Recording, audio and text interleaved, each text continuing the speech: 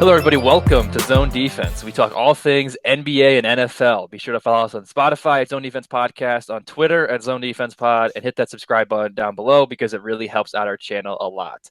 Also, drop a comment and let us know if the Nuggets can still make a deep playoff run without Jamal Murray. Today, we will be doing another edition of the Zone Defense Basketball Hour. How's it going, Chris? It's going well, Drew.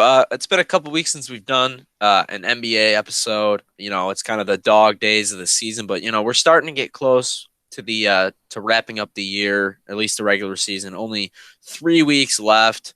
A lot of things still to be determined. A lot of close playoff races. We'll see how far Portland will fall in the standings as they continue to plummet now as a play-in team. So, be ready to see my pain next week when they fall out of the playoff race altogether if they keep losing. But there's been a ton of injuries this year, and we definitely need to talk about them here because it feels like this is an anomaly of a season. I know the numbers aren't crazy. It seems like about an average season with injuries, but it's all stars, man. It feels like every single star has been injured this year and missed some time.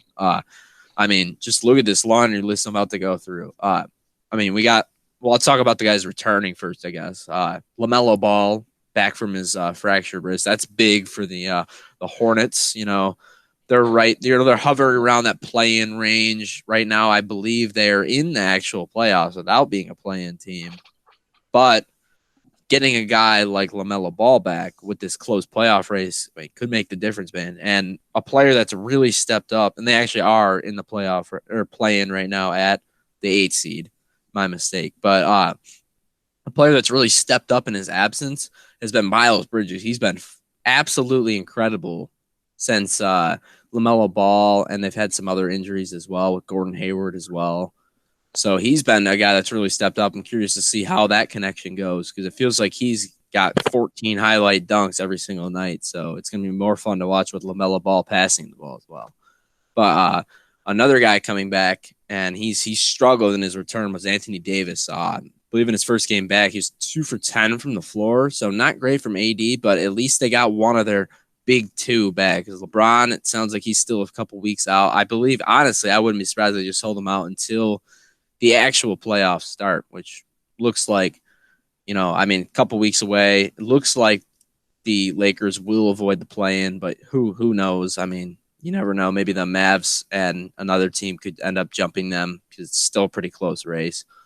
But some guys that are, another guy that, he's kind of returning is Kevin Durant, but it's really been weird. He returned for a couple games, was absolutely lighting it up, and then he got injured again. And he's kind of been, day to day, but he's missed a few games in a row again. I really don't know what's up with him right now, but if he's not healthy for the playoffs, I don't think this team's going to do a whole lot. So he needs to get healthy soon. They got to be really cautious with that for sure, in my opinion. But right now, it's been a problem for sure for them. I feel like they just haven't had any of their big three. Another guy, James Harden, he had a setback with his rehab with the hamstring, and he's going to miss. I wouldn't be surprised he missed the rest of the regular season as well because, they're kind of just going to coast to the finish. Clearly going to make the playoffs, clearly going to be a top 3 seed. I think they very well could just sit him the rest of the regular season just so he's healthy for the playoffs, personally. But we'll have to see how that goes as well.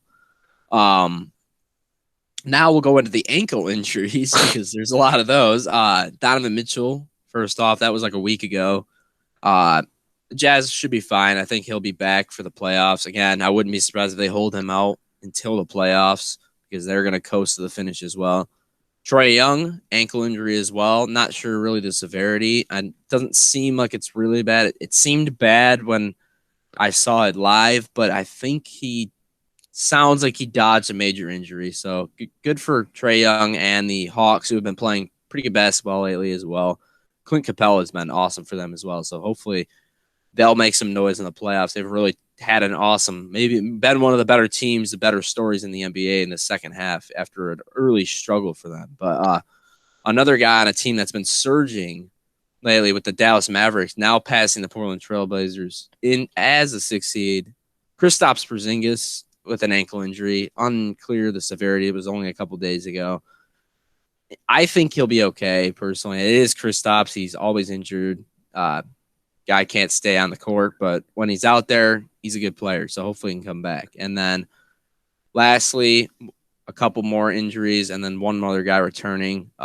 Zach LaVine, which I didn't even know about this somehow, has been basically missed full 10 days so far because he's on the COVID protocol, which I'm assuming he probably has it if he's missing all this time. So they're going to need him back if they're going to make any noise. They really haven't been anything special since the Vucevic deal.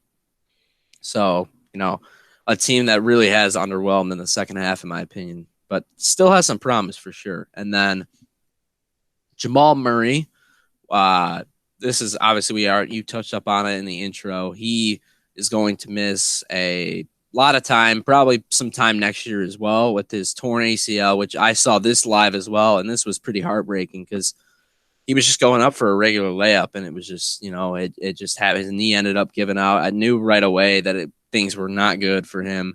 And they're not good for the Nuggets either because without him, they have zero chance of making a finals run. I know Jokic is going to win the MVP most likely, playing at an MVP level for sure, but it doesn't matter. They're not going to win anything without Jamal Murray, really. It's tough to see, but, hopefully he's young. He can bounce back, and they got some other years where they can win, some playoff series for sure. And then the last news bit, and this is one that I didn't even write down, but Jaren Jackson Jr. finally made his return after a really long rehab from his torn meniscus. I believe it was in the bubble last year. And his first 2 games back, he has been absolutely fantastic. And as a guy that has him on their dynasty fantasy basketball team, I'm extremely happy to see that because, he's been injured a lot in his first couple of years. But when he's out there, he looks like the real deal for sure. And he's even a 7-footer now, which was kind of surprising as well. He was only like 6'10". He grew a couple inches, but really good player. And I'm excited to watch him play out the rest of the season. Hopefully he can stay healthy. But Drew, I know that was a lot I threw at you, but if there's any of these you would like to touch up on, now is the time.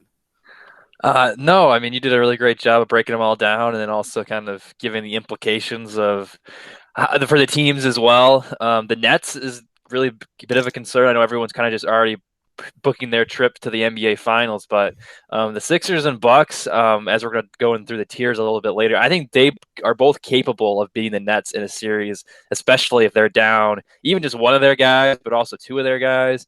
You also did mention there as well, since our last recording, LaMarcus Aldridge had to retire because of his heart palpitation. So, first of all, great career for him. Hopefully, he stays healthy. Seemed like the right decision. But in terms of a basketball standpoint, that definitely impacts the Nets as well. I mean, he was playing really, really well. And now they're kind of stuck with the washed-up Lob City duo of Blake Griffin and DeAndre Jordan up the middle. So that's a bummer. Plus, losing, as you said, not having Irving. Or not having Harden and Durant. Kyrie's been in and out. So, I mean, it's tough, and they got to get healthy here really fast. So that was probably the one that really stood out to me. Also, Jamal Murray.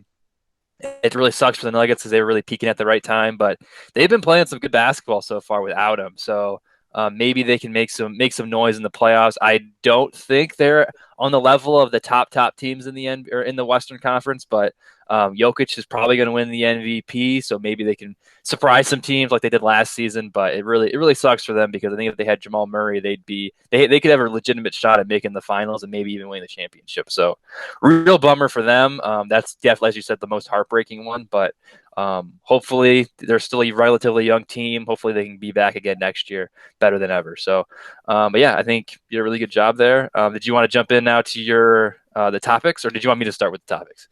Yeah, I'll go ahead and jump into mine first.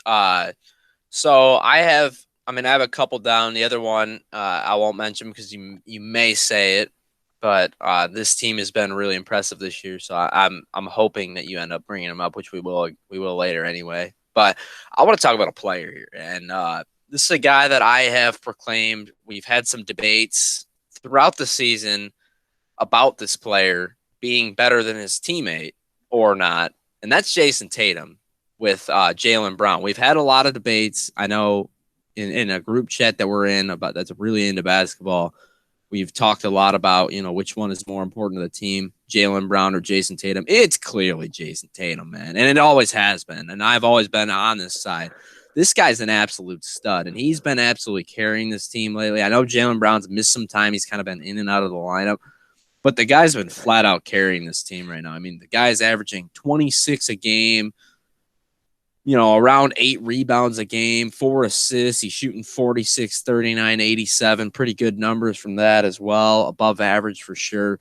This guy's a legitimate superstar. And I'm sick of people that are doubting him at all. I mean, I know there's not a lot of doubters. I think a lot of people proclaim that he is at least a star. I'm here to tell you this guy's a superstar. And he's almost even reached, in my top 10, at least, he's very close to my top 10 in terms of overall rankings of players. He may be 11, maybe down 13. He's somewhere in that range for me. And I think this is a guy that's playing at a borderline MVP level. He's not going to win MVP for sure, but he's definitely, I would say, a top 10 MVP candidate for sure. And a guy that is playing some absolutely ridiculously good basketball as of late as well.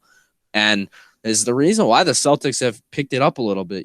They've been right around a 500 team all year, but they're 4 games above 500. They're still in the 6th seed, but 7-3 in their last 10. I feel like they're starting to hit their stride a little bit. Kemba's coming back a little bit too, and this is all without Jaylen Brown as well, that they've been winning some of these games. So I think things are looking up for Boston both right now, and then I think they have a future top 5 player in the NBA in my opinion. I think he's already at least in the argument for top 10, if not already in the top 10 in this league. But he's just, on a nightly basis, I come away very impressed with watching Jayson Tatum. He had that spout with COVID earlier in the year as well. His numbers were down. People were giving him crap. And this is why, the Jaylen Brown argument, I think, kind of arose, because he got off to this slow start. But he's really bounced back in a big way, and he's proving why he is one of the more talented young guys in this league. But I'm a huge Jayson Tatum fan, and I always will be a believer in him. But Drew, do you have any opinions on this?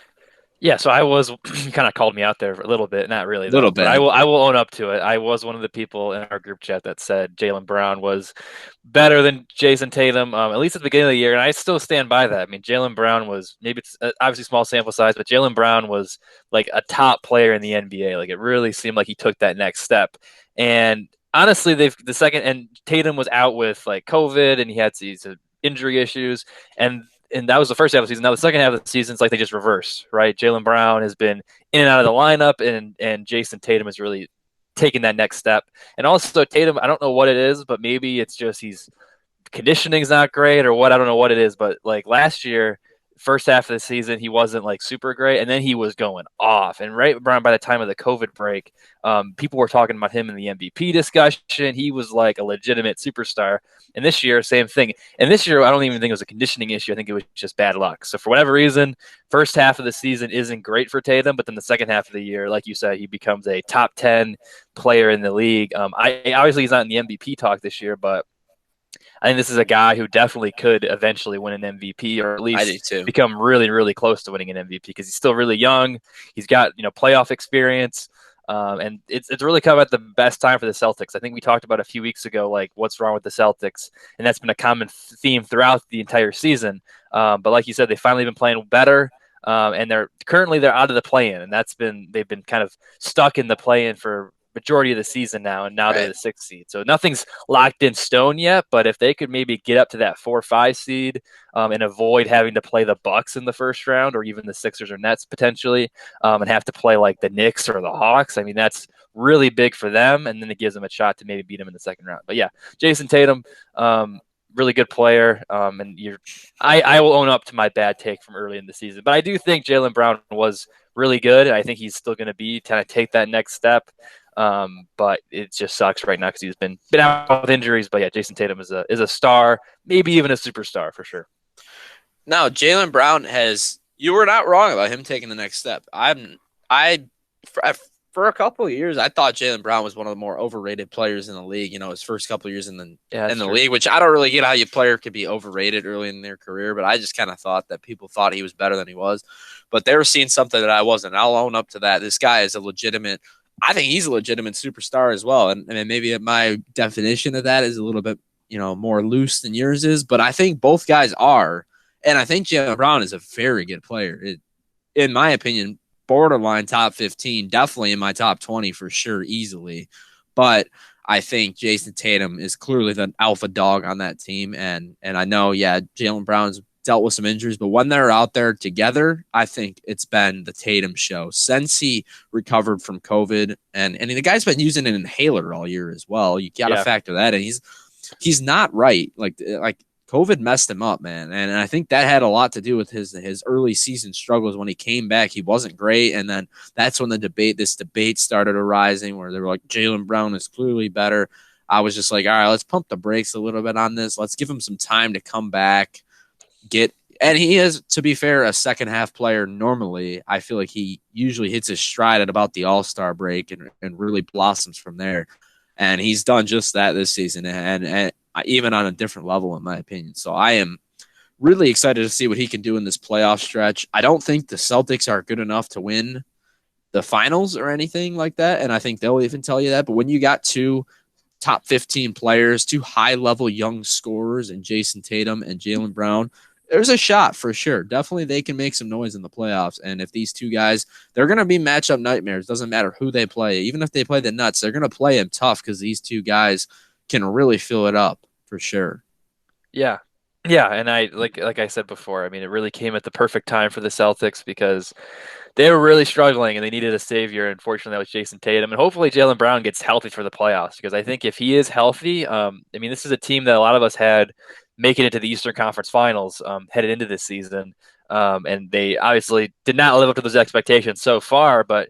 Maybe they win a series in the first round, and then they play a Bucks or a Sixers, and maybe one of those teams who've had injury issues in the past. Maybe someone's hurt on their team and they Right. somehow find themselves in the Eastern Conference Finals. I mean, it's definitely possible with all the talent on that roster. Because even like a guy like Kemba Walker, who hasn't been great this year, maybe he turns it around. And I don't Shows know. flashes But for sure of being Evan great. Fournier too. I mean, I think he's out right now still, but he's a solid player. He can kind of fill that Gordon Hayward role they were missing early this season. So yeah, I think things are looking up for the Celtics, which hasn't really been true at all this season, which is nice to see. Yeah, for sure. I definitely agree with that. Hoping that I like the Celtics personally. I know we have a huge Celtics fan in that group chat as well. Guy that's crazy about the team. I do like the Celtics as well. They're always a team that I never have really been a Celtics hater, and I really like these young core that they have. So hoping that eventually they can make a finals run, but we'll see. I'll let you. I've done a lot of talking so far. Let's let you get your topic for today.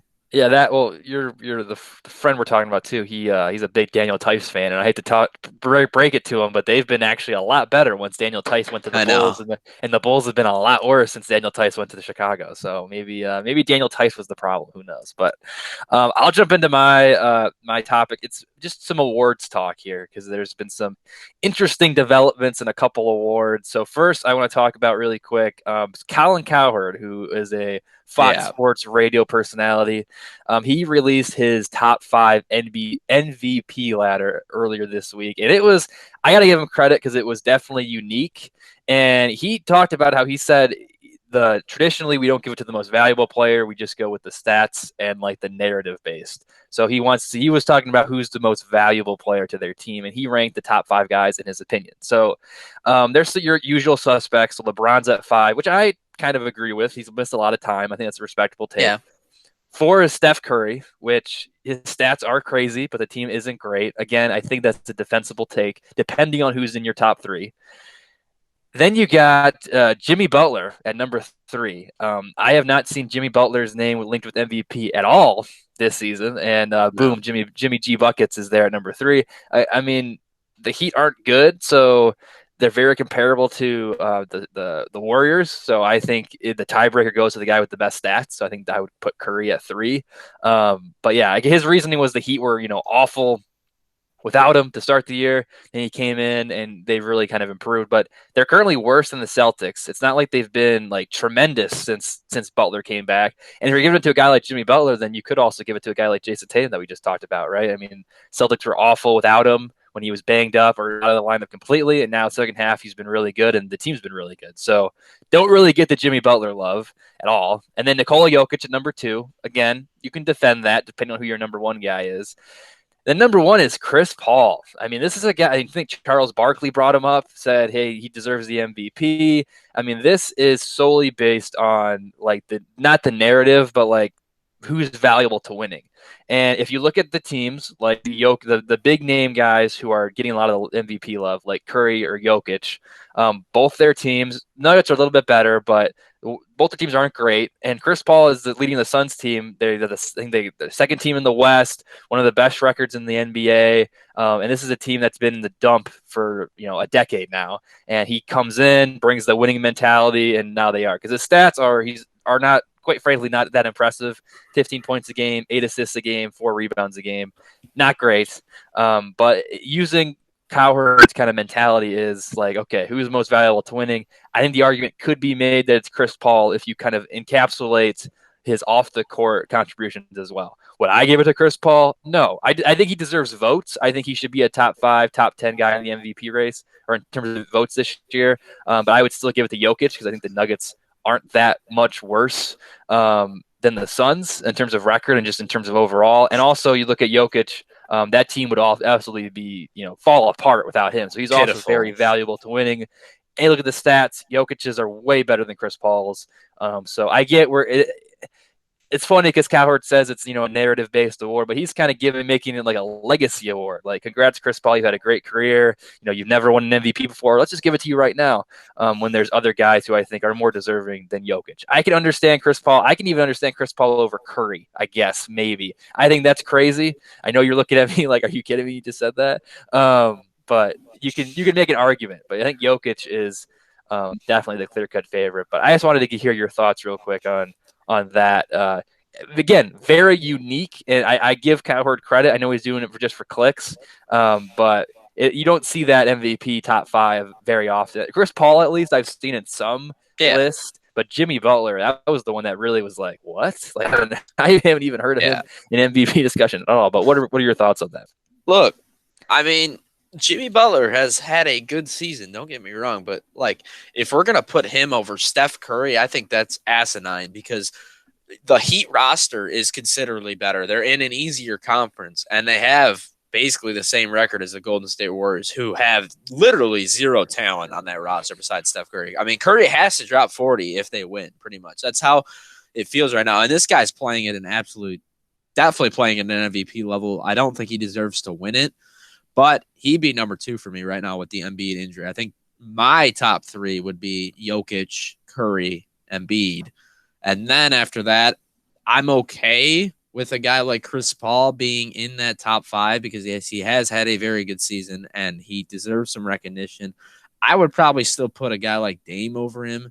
But, the way that the Blazers have been playing lately, there you can start to make an argument for Chris Paul, being around that, 4, 5, 6 range, in my opinion. Yeah. But for me, definitely does not belong at 1. He's been awesome. Don't get me wrong, and he's definitely improved winning their big time. I mean, this was a team that they had the hot bubble with Devin Booker going off, but it's been a team that really hasn't been good for a super long time. They get Chris Paul, they start winning. It's not a fluke, clearly, because he's a great player, but he's definitely not the MVP in my opinion. It's definitively going to be Jokic. I don't think there's really, in my opinion, even an argument anymore with Embiid's injury. He's playing awesome this year, averaging 30 a game, which is really impressive from Embiid. He's having a great season, but I'm still giving it to Jokic, who's basically averaging a triple-double and has been shooting super efficiently from the floor as well. He's playing actually really good defense as well, too, which is a thing that I think goes under the radar with him. Is Jokic. He's really improved as a defender. I think he's one of, if not their best overall defender on the Nuggets team. Maybe Aaron Gordon, you can make the argument for him as well, obviously. But if they're to do anything in the playoffs, it'll be because of him. And they would be absolutely nothing without him. So I think it's definitely still Jokic. I don't think that's a hot take at all. But I get some Chris Paul love. It just not at 1, man. Come on. That's a little too high. Let's be real. Yeah, that's what I agree with. I think Chris Paul 4, 5, 6. That's where he deserves to be.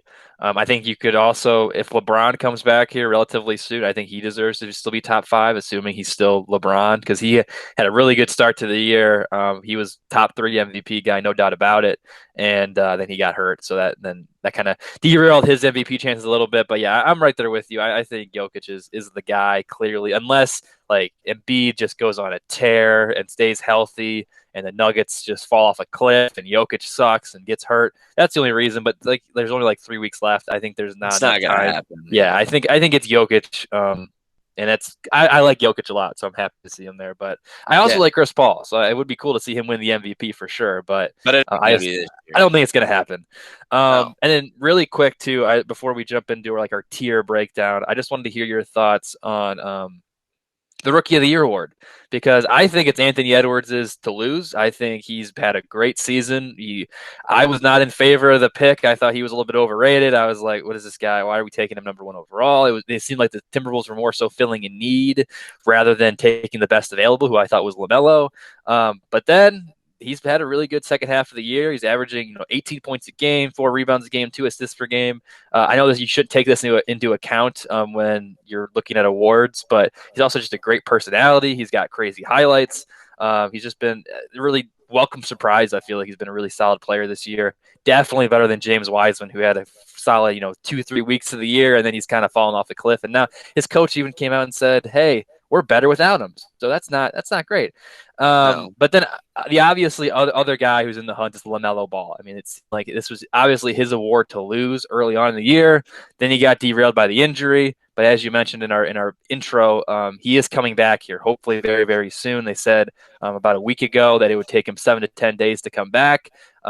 He Don't should know be in what. back very Yeah, he soon should then. be. Yeah, he should be back very soon, but we don't know in what capacity. So, do you think that this is, Anthony Edwards is going to win the Rookie of the Year, or do you think Lamelo? There's enough time for him to kind of maybe make up the gap again and win it.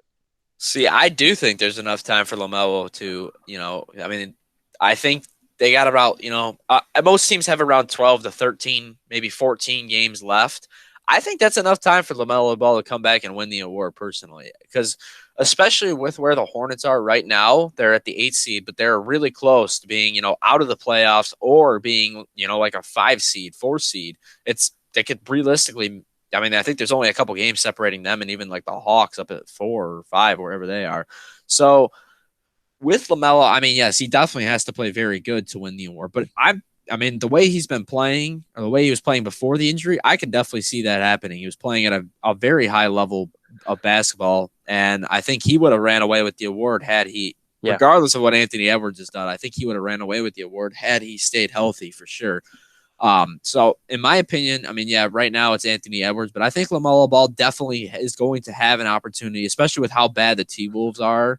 I think his stats before the injury give him a shot to, if he leads them to a playoff berth and is really awesome for them down the stretch, I think he could end up winning the award. But I also want to touch up on a hometown player as well, and Sadiq Bey, who is really close to the NBA record for, a bunch of 3-point like average. I mean, you look at the list that I think it was like Damian Lillard, Donovan Mitchell, maybe Jayson Tatum too, like players that his average 3-point field goals per game. It's like 2.6. It's like right at those elite level scorers and stuff. And I mean, I know the Pistons suck and there's games where he doesn't do anything at all, but Sadiq Bey has had a very good rookie season. He's not going to win the Rookie of the Year, but in my opinion, probably belongs at 3 or 4. With, I mean, you probably Halliburton before him, but he's missed some time as well. Bay's been pretty reliable this year, and he didn't really play that much in the beginning of the season either. So his numbers since he's been a starter have definitely been higher than his 11 a game that he's averaging. So I really like Sadiq Bey, and that's not just me saying that as a Piston. I think this was one of the best picks in the draft, and I think he is not going to win the Rookie of the Year, but definitely deserves some recognition as one of the better players in this class through his rookie year. Yeah. So first, because I want to talk about the Pistons too, but first I'll talk about Lamelo. I think your logic is sound. I think it is possible that he could win it. I just don't think they're going to play him enough. I think they want to maybe save him a little bit for the playoffs. Currently, they're 2.5 games out of the sixth spot, so to get out of the play-in. So I think maybe they just maybe might view that as just too big of a gap, and they'd rather kind of warm them up to speed. So for that reason, I think Edwards is going to win this award, which is cool. Again, very exciting player. Looking forward to see what he does moving forward. But first, the Pistons, though. I mean, it is possible that they get two players here in the top 5 of the Rookie of the Year ladder. Sadiq Bey, as you mentioned, and then get some beef stew up in here, right? Isaiah Stewart has been an awesome, just really big surprise. I will be completely honest. I hated the pick. I thought it was dumb. I was like, why are we doing this? But he just had his third straight double double the other night, which was the longest double double streak since Greg Monroe back in 2011. Which again, if you're getting in the same conversation as Greg Monroe in terms of Detroit basketball history, I mean, you're doing something right. So good for Beef Stew there. But yeah, I mean, it's awesome. He reminds me of Ben Wallace. He's a great player to watch. And yeah, I think the Pistons maybe had the best draft out of anybody, and that's including Killian Hayes, who, of course, was out for the injury for a long time, but he's been playing well recently, I think, for the most part. He's been a nice surprise. They're still going to hopefully have a top 5 pick next year, too. So, this is a team that a year ago I famously went on one of our podcast episodes and just went in on them because they sucked and they didn't want to try, and we were dealing with Reggie Jackson and Andre Drummond and Blake Griffin, and we hated the team. Now they're a really fun team to watch. They got some really promising prospects, along with some more veteran guys like Diallo and Jeremy Grant, who are still relatively young. I mean, great team, and to kind of work it back full circle back to the rookie of the year rankings. I mean, it's awesome that they're not their top overall pick, and Killian Hayes is in the top 10 because of the injury, but also like their 2 secondary picks in Bay and Stewart are in the top 10 of the Rookie of the Year rankings. I mean, that's awesome. And if you would have told me that Isaiah Stewart would be ahead of James Wiseman in the Rookie of the Year rankings, I probably would have punched you in the face and been like, what are you talking about? But it's awesome. It's awesome for Pistons fans, and hopefully it's awesome for Anthony Edwards that he wins this Rookie of the Year award. But unless you have anything to add here, we'll jump into the tiers. Yeah, you pretty much touched up on it there for sure. Definitely crazy to say that, some of these Pistons picks are some of the better picks in this entire draft class. And just to touch up on the Isaiah Stewart pick, I didn't really know a lot about him when they actually took him, but he's a guy that he's a perfect Detroit Piston player, and I'm really excited to see where his development goes, because he's developed a 3-point shot as rookie year as well. So I know his stats aren't gonna jump off the page, but this is a guy that's putting up a ton of double doubles, and I think he's can play some defense. He's a little undersized, but I think he is a embodiment of Detroit basketball, and seems like the more modern day version of the Bad Boys team. Yeah, and it is a perfect pick in my opinion for a really home run draft for the Pistons, and we'll see what Killian Hayes ends up becoming. But he showed some flashes as well, so yeah. A very good draft for Troy Weaver in his first season with Detroit. But let's jump into your tiers list here. I'm very excited to see this. I've been looking forward to this all episode so far. Yeah, Chris, so we're going to jump into these tiers real quick. So I made these. So this is the first time that you're seeing this. And for the Eastern Conference, I have it broken into 4 different tiers: title favorites, the contenders, those fighting for the play-in, and then the complete trash. So we'll go from the bottom to the top. In terms of the trash, you got the Cavaliers, the Magic, and the Pistons. The Pistons are really scaring me here because we just talked about a second ago. The rookies are playing well. They're playing good basketball here as of late. They need to stop winning because right now they are the 3rd worst team in the league. The Magic are right there. They're in deep danger of losing the lottery. So Troy Weaver, Dwayne Case, if you're watching this podcast, please just bench everybody, okay? I want to see Corey Joseph playing like 48 minutes a game. Even he's been pretty good, though. Yeah, I know he has been. So they just need to stop winning, okay? To stop winning, I want to get a good draft pick, so please stop. But overall in the season, they aren't a good team. Magic, same thing, especially after they traded all their guys. Even though Wendell Carter Jr. has been pretty good. And then the Cavs, they were actually in the fighting for the play-in a week ago, but they had a rough week, and I think it's safe to say they are trash and they aren't making the play-in. Fighting for the play-in teams, we got the Pacers, the Wizards, the Bulls, the Raptors. Pacers had a great start to the year. We were talking to them like, could this team make the Eastern Conference Finals? Complete trash since then. Wizards, complete opposite, complete garbage, right? We were talking about Bradley Beal getting traded nonstop. They are in the play-in right now, and I think they're probably going to make it. If I had to pick between the Wizards, Bulls, Raptors, who's going to make it?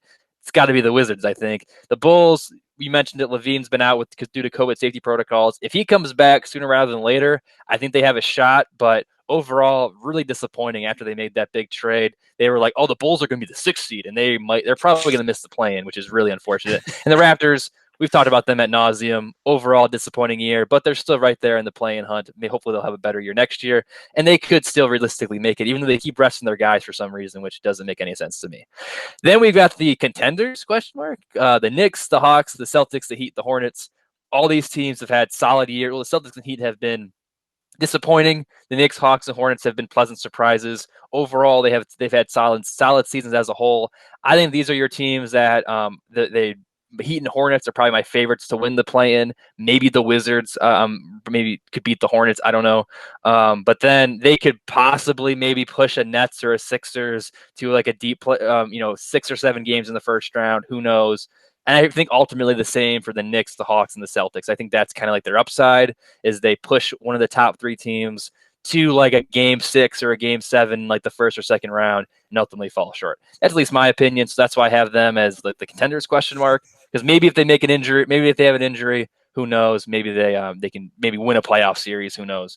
And the top 3 title favorites, I think there's no debate here: the Nets, the Sixers, and the Bucks. The Nets have had a lot of injuries. I think they would be the clear title favorite if it wasn't for all their injuries. But I think if they can't get healthy, I think the Sixers and the Bucks, I think both teams have been playing good basketball, despite the Sixers having some injuries too. Ben Simmons has been out for the last few games. So I think those 3 teams, I think if any of them win the Eastern Conference, it won't be a huge surprise to me. But do you disagree with any of these tiers? Do you think there's teams that I left off that should be included in the tier? What are your thoughts on this overall list? There is only one that I truly disagree with here, and it may come to a surprise. And I mean, we're obviously where they're ranked. They fit into this fighting for the play-in tier, but I think the Wizards are legitimate contenders, and I'm scared of this team, man. The way they're playing right now, if they get in the play-in, which I believe they're going to as well, I think they're playing some of the best basketball out of the Eastern Conference right now.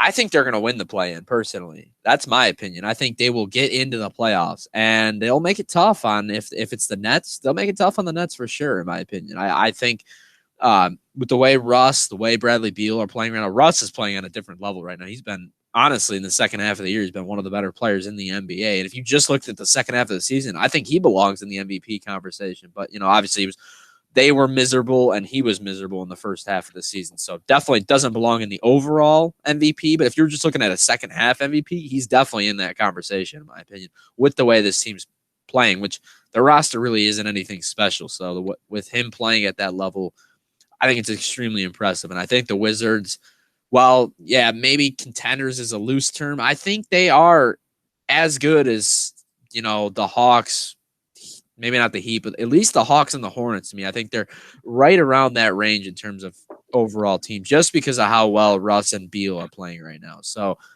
in my opinion, they belong in that contenders question mark tier. But all the other ones, I think you hit right on you hit the nail on the head with these. I think the first 3 teams, there's a clear gap between those. And then the next, in my opinion, 6 teams with the Wizards.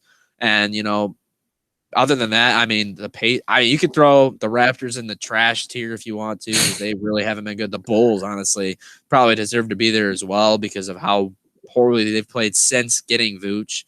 But, I think you did a good job with the tiers. I wish I had more complaints with some of these, but I think you were spot on. Well, thanks. Thank you for that. I will say the Wizards, though, I think the way the play-in works, I believe, is 7 and 8 play together. The winner of that is in the makes the playoffs. Makes the 7 seed. Yeah, and then the winner of the 9 versus 10 then plays the loser of the 7 versus 8, right, for the 8th seed. Yes, I believe. correct. Yes. I believe that is correct as well. So most likely the Wizards, when they win their play-in games, which I expect them to personally, they'd be the 8th seed. They will be the 8th seed, okay, and most likely lose to the Nets. But I think they can make it interesting, in my opinion. They probably will not win many games in that series, but they could play them tough for sure. Russ, KD in the playoffs. I mean, I know they're on 2 completely different teams. That'd be a good series. I don't know if KD would be healthy by then, but because I am with you. I don't know. The contenders. It's like that's why, because it's kind of a vague, very gray area. the Wizards could definitely catapult in there. They've been playing really good basketball. I think the Pacers are kind of a weird team, but I think the Wizards could beat the Pacers, and then I think they most likely would face the Hornets, which they've just been a weird team. They've been beating, kind of hitting above their weight class all season long. So maybe they could beat the Wizards too, but I'm with you. I think if I had to put money on it, I think I would have the Wizards emerging as that 8 seed. So yeah, good for them, especially like I said, how brutal their season started. And even like Russell Westbrook, I mean, has there ever been a player who we've gone from being this guy's complete washed up and garbage to is he an MVP candidate? Like and it's only been like a couple months. It's insane. Just the drastic shift in his opinion is amazing. But I also really want to quickly talk about through the Knicks. I mean, they've been playing really, really good basketball. Julius Randle's been playing awesome. I mean, I'm looking forward. I hope they stay as the 4 seed because I think it'd be awesome to see Madison Square Garden host a playoff series again. First time since I think 2013 or 2014. So it's been a really long time.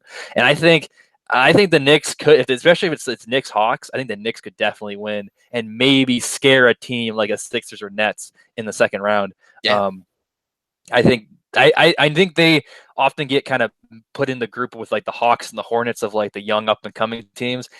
The way they've been playing recently, I think you could put them more in like the Celtics Heat tier of like, hey, Me you too. don't want to face this team in the playoffs. So And maybe you um, could have split those tiers up a little bit more, they could, yeah, just and we could have had a more of a debate on those 6 teams. I do yeah, think that the Knicks, Celtics, and Heat are on a different level from, in my opinion, the yeah, Hawks, Hornets, and Wizards. So maybe that could have been a possibility here to give yeah, us a little more debate. But as the tiers are, the only debate I really have is the Wizards belonging, in that contenders tier because I think they're right around that Hornets Hawks level, and I think they are going to win the play-in and at least make it a fun series against the Nets. They aren't going to beat the yeah. Nets, but they will make it interesting for sure. Especially if one of their guys are hurt. Like if it's Harden, Yes. I hope it's not Durant, but if it's Harden, if it's Durant, they're gonna make because then it's like, okay, you got 2 superstars, we got 2 superstars, let's go to war. So I think it could be a really, really fun series. I do wish though, this is he was been injured for pretty much the whole year, but like Thomas Bryant, I mean he's a center. Nets don't have a great centers. I mean, if he was in that theoretical series, I think he could really do some damage. But it sucks that Yeah. he's obviously missed pretty much the entirety of the season. But Right. I'll go into the West now. There is one additional tier, the not as trash tier, because there is a little bit, in my opinion, there's a little bit more of a difference between the teams in the Western Conference. So the title favorites, it is more. It's one more team than the East. You get the Jazz, the Suns, the Clippers, and the Lakers. The pretenders tier, it's a tier of 1 in the Denver Nuggets. They're currently the 4th seed.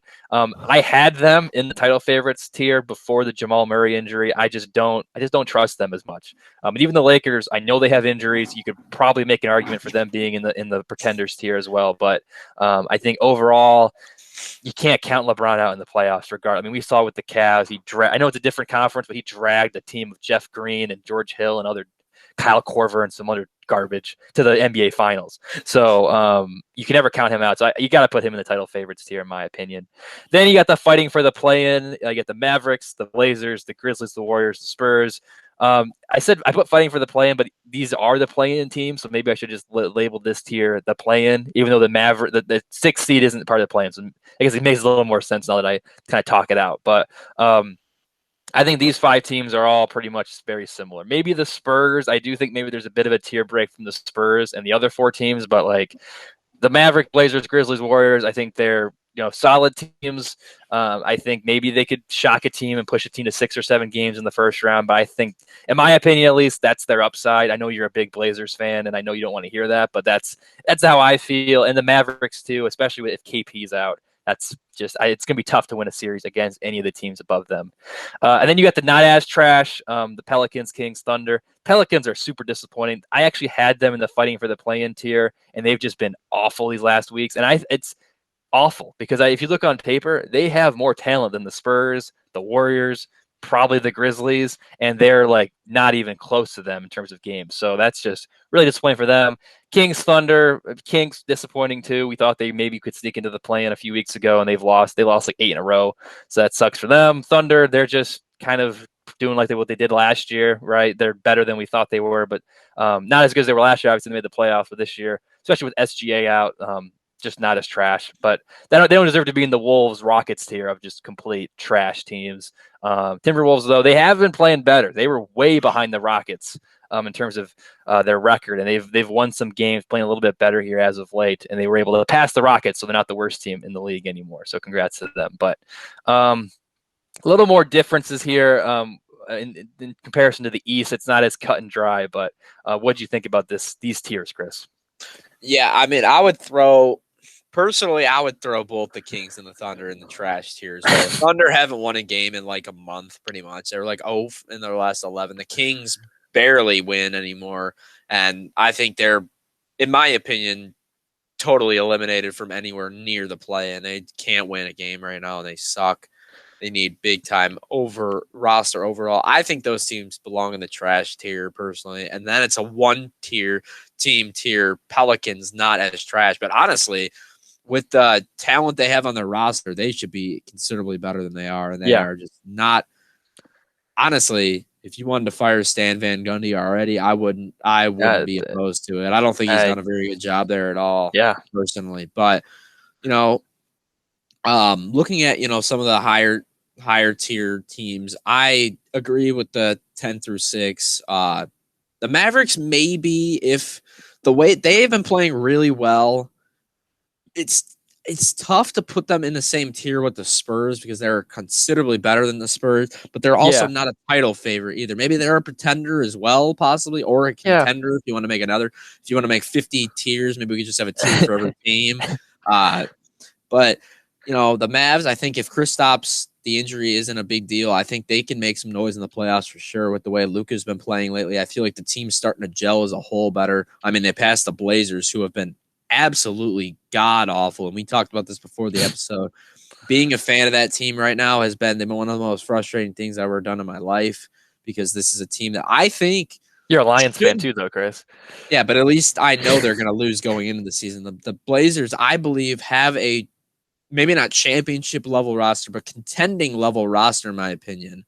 Definitely, I think their roster is better than the Mavericks, and I think there's even an argument it could be better than one of those top 5 teams, which we talked about. Maybe it's similar to the Jazz potentially, but it's a coaching difference. Terry Stotts is not a good coach. That's the reason they are right now playing for a play-in spot. They got to play the Grizzlies again. If they lose that one, they're pretty much tied with them for the 8 seed. And then at that point, who knows? They could free fall all the way down to the 10 spot because they're all really close. It just, they shouldn't be where they are, but they're there for a reason. And I think it's evident that their coaching is not on the same level as some of these other teams around that range that are overproducing. But, the Warriors, they belong here. It's basically just, you could just put their tier as just Curry is awesome because the rest of the roster sucks. The Spurs, they do belong in the play-in. They're fighting for a spot. I hope they don't make it because they stink and they should be trash because their roster is really boring.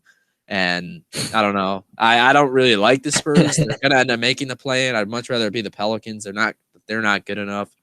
But, Adam Silver, there's a chance he could just add an 11th spot for the play-in just to get the Pelicans in and get the TV ratings up. I think that's definitely a possibility. We'll have to see about that. Nuggets definitely belong as a pretender just because of the Jamal Murray injury. It's not really their fault, but they're not good enough to win the finals despite their good record right now. And then the top 4 other teams, I definitely agree with that. The Lakers, like you said, maybe don't belong with the title favorites right now, but if LeBron and AD are healthy going into the playoffs, there's no arguing that this is one of the best, if not the best team in the West. So I think they will be right there in the thick of things, and I am extremely excited to watch the Western Conference playoffs. I'm not as excited to watch the East, but the West I am insanely excited for because some of these there's a lot of teams that can make some noise in the playoffs, including the Mavericks. And, as much as I trash them, the Blazers could end up making some noise. You never know. They could get onto a hot streak, and they have – Even the Warriors. Could. Like if they win the play-in and they play the Jazz, there's a chance. When you have the best player in a series with a guy like a Luka, a guy like Curry, a guy like Dame, you can win a series against a team that's better as long as that player – that player could be on another level. We saw it with – the Blazers, they were the better team in the series against the Thunder, but I would argue the Thunder had a better roster with Paul George and Russell Westbrook, but Dame was on a different level in that series, and it was the reason that they were able to win that series. So, I mean, I could see, a similar thing happening for any of these three teams. I mean, it happened with the Mavericks last year against the Clippers. They didn't have Kristaps, still forced them to six, Yeah. and honestly, probably should have won that series in my opinion. I thought they outplayed the Clippers Yeah, for despite large having the stretches, for sure. Yeah. much crappier roster just because Luka was unstoppable in that series. Didn't matter that they had Kawhi and Paul George, the length and the defense. It was irrelevant when you had a player that locked in playing at that high of a level. You can win against a better team. So there's definitely some teams that I'm interested to see if they could potentially make a run. So it's going to be really fun in the West. Yeah, and I just want to touch on a few things that you mentioned there. First, with the Pelicans, I mean, I think you could make an argument that they have a better roster than maybe every team but the Blazers in the fighting for the play-in tier. Like, I think the Mavericks maybe, but it's pretty comparable, right? I mean, you got a guy like Zion, you got Brandon Ingram, you got Lonzo, who's a decent player. I mean, if Stan Van Gundy isn't fired this year, I mean, it's just like it's apparently they're tuning him out in the locker room. They just don't work for him. I mean, it's just a disaster signing for them, I think, in terms of head coach signings. So that's really disappointing because they should be way better than the Spurs, and instead the Spurs are way better than them. It's really disappointing. And there's also, you said how great the Western Conference playoffs are going to be. I mean I agree because like there's a lot of like interesting like revenge narratives if this is how they end up, because you got the Blazers and the Grizzlies in the play-in game, the first play-in game, Oh rematch yeah. of last year's play-in game. Got the Clippers and the Mavericks in the 3-6 first round matchup, rematch of last year's first round matchup, like you mentioned. And then you also got Nuggets Lakers, which is a rematch of the Western Conference Finals from last year. So really interesting. And then also you got the Warriors angle. I think the Warriors are going to be the 8th seed. I don't know who the Blazers, Grizzlies. I think it's going to be a really tough game. I I was going to say the Grizzlies just to make you mad. So I think the Grizzlies are going to win, be the 7th seed, and then I think it's going to be a Warriors Blazers game, which would Oh, be awesome to watch for the 8th seed. And I think Curry goes off, gets that 8th seed, and then you get Jazz Warriors first round. I mean, I'll take that. Yeah, the only first round game I won't care about is potentially Suns Grizzlies. So that would be just does not pique my interest at all. So really? yeah, I mean, That's interesting yeah, because I just don't care. was going. I kind of disregarded the Grizzlies there, but honestly, they've been playing some good basketball. Yeah, yeah. I mean, they got Jaren John Jackson Morant's been back. good. Oh Once yeah, I that forgot they had Jaren. Yeah, okay, I Jaren changed my Jackson is mind. back, I'll watch that they could series. I'll watch that series. they could low key they could low key make some noise in the playoffs too. Depending, I mean, they're probably not going to get to the 6th seed, but if they could somehow, I actually think this team is pretty interesting. I totally ignored them when I was talking through the Warriors, Blazers, and Mavericks, but John Morant's a great player. Jaren Jackson's a great player. Yeah, Jonas Valanciunas is a great player. They have a ton of depth. They can shoot the three ball, and they play good defense. The Grizzlies are starting to hit their stride right now that they're getting their guys back. I know they really had a rough start to the season with the jaw injury, the COVID problems that they had at the start of the year. No Jaren Jackson, but with him back, with Ja playing at a good level, with Jonas Valanciunas healthy, with the rest of that roster healthy, I think they can low key make some noise in the playoffs. And I think the Blazers are in trouble, man. I'm worried about them right now because I think the Grizzlies are going to win again. They play again on Sunday. I think they're going to win that game. And then I mean, they're basically tied for the 7-8 seed. So, and then they're right there with the Warriors as well. So I think the Blazers are going to struggle to even make the top 7 seeds right now. It sucks because I've been talking them up all year. When they had all their injuries, I was like, oh, yeah, this team, when they get all their guys back, watch out. They could be a title contender potentially. No, it's not true. They've been 2-8 in their last 10. I mean, just tells the whole story. They haven't been able to win anything, and it's just I don't get it. and I they're in a don't. similar spot to the Pelicans too. I mean, if you look at their roster, I would say the Blazers roster in terms of talent is very comparable to the Jazz, to even the Suns, to maybe the Nuggets, and they are way behind them. Very similar to like the Pelicans too. So, yeah, I think like the Pelicans, which is a little more drastic because they just hired Stan Van like a couple months ago before the season started, and now they might fire him. I think Terry Stotts' seat is very, very warm. And I think it might be time to just get a new voice in the locker room for sure. But we're talking about all these exciting potential Western Conference matchups, and what's going to happen is DeMar DeRozan is going to have the greatest 2-game stretch of his life. He's going to beat the Warriors in the first round, and then they're going in the first play-in game. They're going to beat the Blazers in the second play-in game and get the 8th seed, and then they're going to upset the Jazz, and we're going to have to be watching Spurs basketball for too much. Which, I mean, honestly, if that happens, I'd be kind of into it. But No, I wouldn't be. how would you feel if you're the Spurs pull off a massive upset against the Warriors, and then you're like, okay, Blazers, we got the 8th seed, and they lose to the Spurs? What would you feel about that? I mean, if Stotts gets fired at the end of that, I would be okay with it. But, obviously I would be pretty devastated. It's a team I've invested a lot of time in this year, clearly. I mean, I've watched a ton of NBA basketball, but it's been primary. I mean, I watched at least a portion of every single Portland game this season. So to have them go down without even making the playoffs, it would be tough to swallow for sure. But if Terry Stotts gets fired, then it'll be at least a little bit of sigh of relief for this organization. I was just curious. I mean, I would kind of be it'd be a fun story if Rosen or Jakob Poeltl puts up like 40-20 in back-to-back games or something.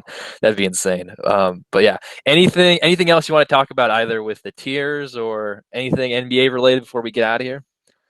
No, this was definitely a fun conversation to just go through every team.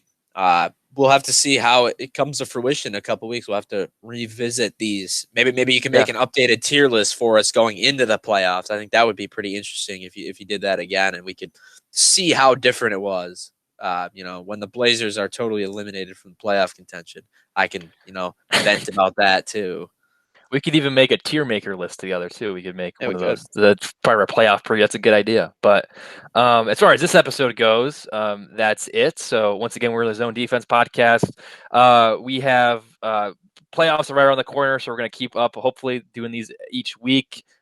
Chris and I were busy the last couple of weeks, so we weren't able to do these, but hopefully these will be more consistent now, especially with the playoffs right around the corner. And also, in addition to the NBA stuff, we have a bunch of NFL draft is right around the corner. It's later this week. We'll also do fantasy previews 2020 or for the 2021 season, as well as fantasy sports. So definitely check all those out. Make sure you subscribe us on YouTube, follow us on Spotify and Twitter at Zone Defense Podcast, and search us on Apple Podcasts so you don't miss a thing. Smash that like button, drop comments down below. Let me know what you thought about our NBA tier list. Also, what injury did you think was the most devastating for the team? What are your MVP picks? What are your Rookie of the Year picks? Let us know all those comments. We love reading them. We try to respond to them as quickly as possible. But that'll be it for this episode. Thank you for listening, and we'll see you next time.